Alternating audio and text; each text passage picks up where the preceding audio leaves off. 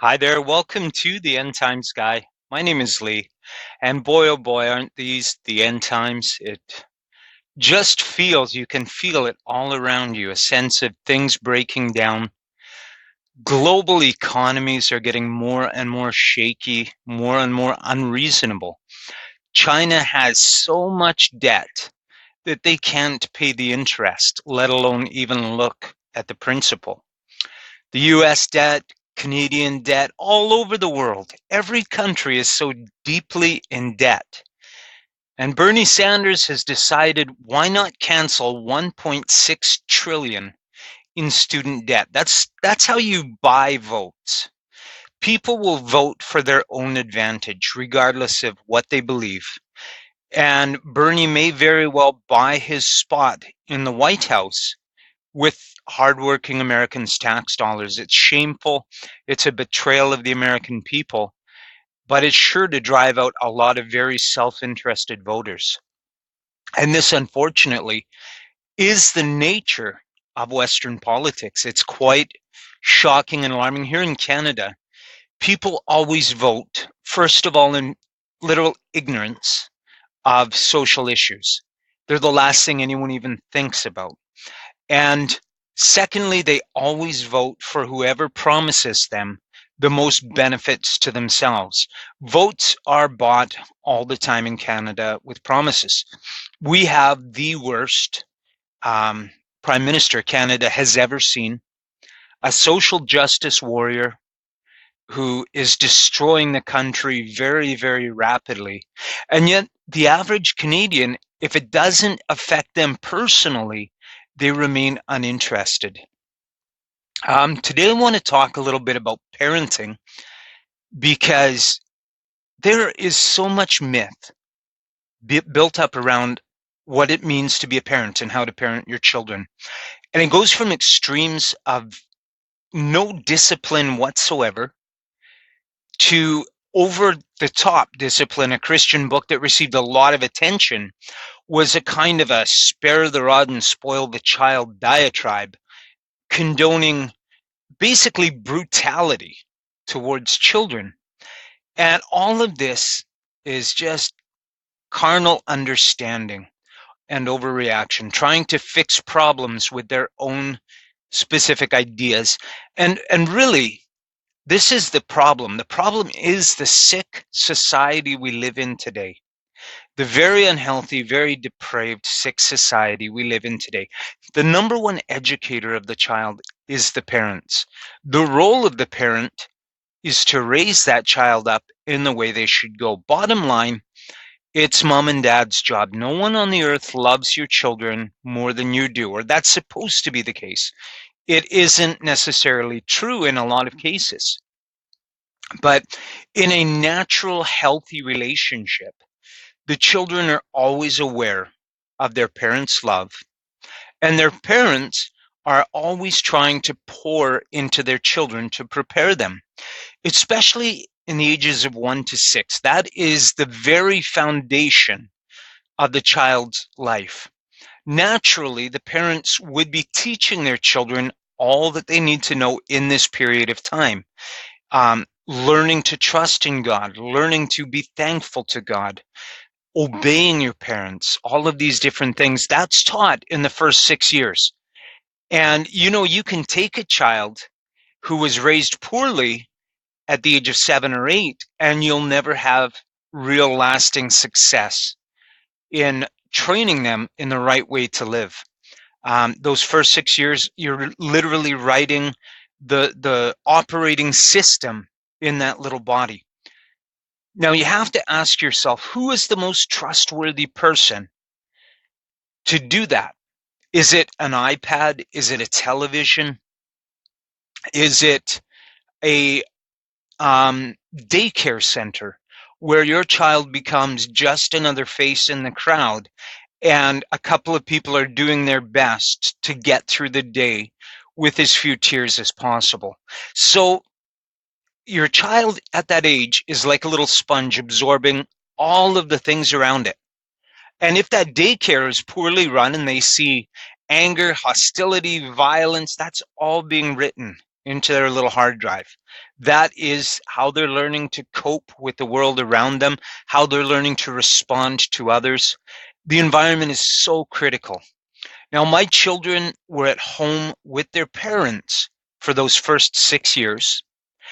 And at the age of 6 and 7, we put them into a Christian school. Didn't trust the public system whatsoever. No, thank you. Do I want my children being bullied and abused? And do I want their heads filled with propaganda and lies? Of course not. That's what they get in the public school. I'm mystified by Christians who send their children to public school saying that's the real world. What do you mean exactly that's the real world? That's the fallen world. There's a difference. What fellowship does light have with darkness? What fellowship does the truth have with a lie? Why would I send my children to be raised by liars? It's absolute madness. And I had a Christian brother send his daughter into the public school with that argument. And when I asked him, what do you mean it's the real world? He had no answer. So when someone says that's the real world, challenge them on it. Ask them what exactly they mean. It's the fallen world. And if you send your children to be educated by the fallen world, what outcome do you have a right to expect? Except failure, of course. His daughter went into the public system, and by the age of 13, 14, she had found the wrong crowd, and she was into drugs, alcohol, premarital sex, cutting, drama, all of it. Turned away from God, of course, as so many young people do. And even now, in her early 20s, she has no relationship with God and is living with her boyfriend, but she is talking to her dad. So that, I mean, that's, is that what the relationship you want with your children? Is that the path you want to see them on? I didn't, and I refused to trust public school. I honestly believe this is the truth. Christian children do not belong in public school. And as a Christian, I'm saying that adamantly to all Christian parents. Your children are children of God. They are God's property. Did you dedicate them to the Lord when they were babies? They belong to the Lord. They don't belong to the public school system. Today, it's becoming radically depraved. They're even in the kindergarten, they're learning transgender and gender fluidity. Kids are going home traumatized because what they had known to be true for the first 6 years of their life, that they were a girl or a boy, is now being questioned. And it really unhinges and unsettles their foundation of who they are. Very, very toxic and dangerous. Grade 1 teachers in the UK are having their children write gay love letters. If you're a boy, you've got to write a love letter to another boy. Why does a grade 1 student want to write a love letter? They're way too immature to be dealing with that. But this is what Satan uses all the time, exposure. And exposure takes away that natural inclination to withdraw from depravity and immorality. Children are being programmed in the public school. The drag queen story time that's going on in libraries all over the place. Again, indoctrination. In one instance, they asked the parents to leave. They wanted private time with the children. These are mentally ill, sexually immoral people who want private access to your children. And you see the lack of discernment and the lack of wisdom by so many parents today, that they would basically walk away and leave their children in the care of mentally unbalanced perverts. They have no discernment. And this is because they're far removed from the light of Jesus Christ. They are far removed, they have no discernment, and the fruit of this is that their children will be severely confused and most likely destroyed. These are very troubling times. These are the end times. I took my children out of the Christian school because it was just a cleaner, more expensive version of public school. The children were very carnal. You cannot just assume anything, okay? I couldn't make that more abundantly clear. Never assume anything. My children were surrounded by worldly people who were, nicer dressed and more polite, but nonetheless extremely worldly. So I pulled them out of the Christian school and homeschooled them. And I really invested in my children and did whatever the Holy Spirit led me to do. You have to follow the Holy Spirit. The Holy Spirit will show you how to raise your children well. And another thing the Holy Spirit revealed to me is that teenager is a myth. There's no such thing as a teenager. This only became a thing in the 1920s. They wanted to give children a period of time where they could enjoy some freedom without responsibility. It was a disaster. You see, all through history, our bodies tell us that there is a transition taking place from childhood into adulthood. And all over in every culture, there has been this celebration of transition into adulthood. Now that you're 14 or so, it's time to grow up. It's time to put away childish things and start being an adult. So they immediately switched from childhood into adulthood. And with all of the opportunities that come with adulthood and experiences come all of the responsibilities at the same time. And this is the model I used with my daughters. I told them at the age of 16, you are no longer children in my eyes, you are adults. And with the responsibility, with the rights that come with adulthood, come all of the responsibilities. It's your life. If you want to do drugs or alcohol, if you want to get tattoos and piercings and all the rest of it, that's your choice. It's your life. I'm not going to get in the way. I'm not going to sit here and fight you and try and dominate you and control you. It's your life. But I want you to understand that you're responsible for cleaning up the messes. If you make a mess of your life, it's your mess. It's not my mess. And I'll tell you what, they took hold of their own life and they're very responsible with it. They don't want to mess up their life. And I feel very natural about it. Like I gave them autonomy over their lives at the right time. They were mature enough to understand that their choices will affect their life long term. And in fact, my younger daughter is always seeking my advice on her choices. And she's very, very careful to make good choices. And you know what? It's a blessing. It's such a blessing when you give them their life and their autonomy and their control, and then they turn back and ask if you would mind giving your opinion on a certain issue. That is exactly the way God intends us to do it. And I'm not saying I'm wise and figured anything out. I just followed what the Holy Spirit was leading me to do. So teenager is a myth. There's no such thing. And it is my heart's desire to see the Christians, the real Christians. There are many, many people who say, Lord, Lord, and attend services and do various things, but they're not Christians. They were following a myth that all they had to do is make a decision and they're in. I'm talking to the people who have a relationship with Jesus Christ, who every day seek him and try their best to live in a way that's pleasing to him. I'm talking to those people. Our children are not like their children. Our children are not of the world. They're in the world, but they're not of the world. And it's my heart's desire that they would grow up and stand out and be separated, that the world would look at them and see there's something very different about them. Most people my daughter's age have already made shipwrecks of their lives. They're already heavily into drugs. They've had abortions. They've gotten into bad relationships. Children out of wedlock. You have young women who are already mothers, who will probably be welfare moms for most of their lives. And this is all because the world raised them. This is how the world raises children.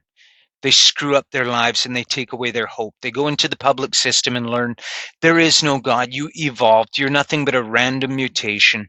Your life has no purpose, no meaning, no value. Eat, drink, and be merry, for tomorrow we perish. And these poor lost souls are miserable. They're wretched. If you don't believe me, just walk down the street and look at the faces of people. They are so wretched. We're surrounded by the most luxury any society has ever experienced, and yet most people are just miserable. Do not follow the world. Do not do what the world is teaching you to do. Children become adults, and that's it. No teenagers. Now, if the Christian church lived their lives, as Jesus said, separated and holy, then it would be evident in our children. Our young women wouldn't be dressing like prostitutes. They wouldn't be dolling themselves up to look like rubber sex toys to the male generation. And young men wouldn't be out there trying to look pretty. What is with the young men and their makeup and their hair and their skinny jeans? And the feminization of young men is horrific, absolutely disgusting. And they should be able to look at the Christian church. And the measure of a young man is to be hardworking. His word is his bond. He is honest to a fault. He has morals. He has character. You know, the world may think that your value is in your appearance, but it's not so with the children of God. Is that young man hardworking? Is he moral? Can you trust him? Is he responsible? That's the measure of a man. Will he protect those who aren't able to protect themselves? Will he do the right thing? This is what they should see when they look at Christians. And when they look at young Christian women, they should see women who are dressed modestly and who are feminine, who are women. God made women, and women are needed in this society. Men are needed in this society. The world has this kind of gender fluid mess going on where there is no man or woman. It's all kind of blurry and confused. It should never be like that in the church. Now, if Christianity is to be distinct, it can't follow the lead of the world. You know, for many, many decades, Christianity in the Western world could operate within society. That time is ended. That time is over. And it's time for real separation. And Christianity needs to be distinct and separate from the society around it. And as Christianity in its many forms becomes more and more illegal in the Western world, here in Canada, it's illegal to publicly display your faith as a Christian. And I welcome that. I hope there comes a point where we're forced to wear a band on our arm with a cross on it, like the Jews had to wear in World War II. I hope that there is a real distinction between what a Christian is and what the rest of society is, because that'll be light in the darkness. They'll get a chance to see what Christianity really is. So my heart's cry in this podcast, guys, is if you're a parent, you reap what you sow. If you put your children into the hands of society, you will reap the curse that society is under. If you refuse to trust and follow society and follow the Holy Spirit instead, you will reap the blessings of young people who love the Lord and love you. Now, I think one of the most shameful things a parent can do is be a hypocrite in front of their child. You know, do you preach to your children not to swear, but you yourself swear? Do you preach to them not to lust, but you yourself lust? Do you preach to them self-control, but you have no self-control? We can't be hypocrites. You have no right to preach. You have no authority to preach on anything you don't practice in front of them. May there be no hypocrisy found among us in the church. Thank you for listening. God bless you.